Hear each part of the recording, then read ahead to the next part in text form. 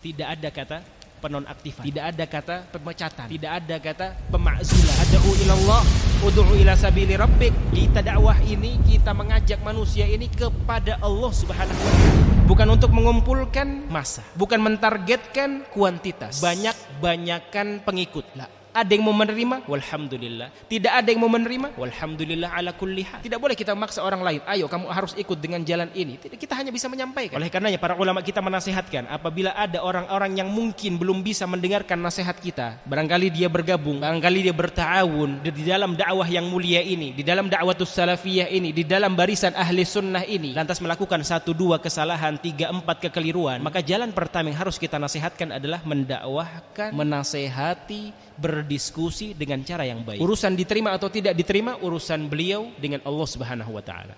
Jalan terakhir adalah memberikan nasihat, dan nasihat. Tidak ada kata penonaktifan, tidak ada kata pemecatan, tidak ada kata pemakzulan. Hati-hati ikhwati fillah yarhakumullah. Ad'u ilallah, ud'u ila sabili rabbik. Kita dakwah ini, kita mengajak manusia ini kepada Allah Subhanahu wa taala, bukan karena kuantitas. Hati-hati, kita melewati masa-masa yang lalu, wal iyadzu billah. Ya Allah Subhanahu wa taala semoga mengampuni kita semua dari kesalahan-kesalahan tersebut. Satu kesalahan dibuat oleh si fulan, langsung dia dimakzulkan. Kesalahan yang lain langsung dia dipecat. Apakah sudah ada nasihat? Tidak ada nasihat. Mending kalau ada nasihat 1-2 kali, itu pun masih harus ada jalan terakhir tadi. Apa? Nasihat. Artinya apa? Nasihat tidak berhenti. Namanya manusia punya kekurangan.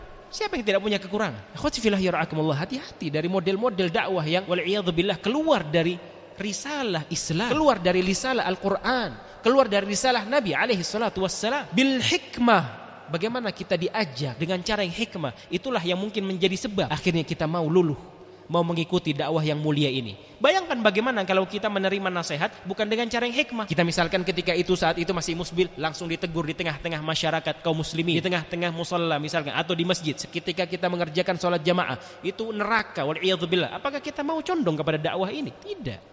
Hikmah, yang mungkin cara itulah yang bisa menjadikan kita masuk walhamdulillah pada hidayah yang mulia ini, hidayah yang sangat manis. Nasihat yang baik, berapa banyak orang-orang yang peduli dengan kebaikan kita, memberikan nasihat demi nasihatnya. Diskusi, mungkin di antara kita ada yang tertarik dengan dakwah ini, setelah adanya diskusi, walhamdulillah jalan hidayah terbuka dengan berbagai macam caranya. Tapi poinnya ikhwati fillah yarhakumullah, berdakwalah, ajaklah orang lain karena Allah Subhanahu wa taala. Mau 1, mau 2 yang hadir di majelis kita, mau ada yang mendengar, mau tidak ada yang mendengar, atau mungkin dari keluarga terdekat kita, istri-istri kita belum mengenal dakwah yang mulia ini, ayah-ayah kita, ibu-ibu kita, saudara-saudari kita, paman, tante, kerabat kanan dan kiri, jangan bersedih, jangan berputus asa. Nabi alaihi salatu wassalam telah mendahului kita dan mencontohkan kesabaran yang maksimal. Abu Thalib kurang apa kecintaan beliau alaihi salatu wassalam kepada sang paman? Siapa kita lantas mentargetkan semua orang yang berada di sekitar kita harus salafi? Sahabat kanan kiri kita harus ahlus sunnah. Ada orang-orang yang mungkin butuh dakwah kita, ada kerabat-kerabat,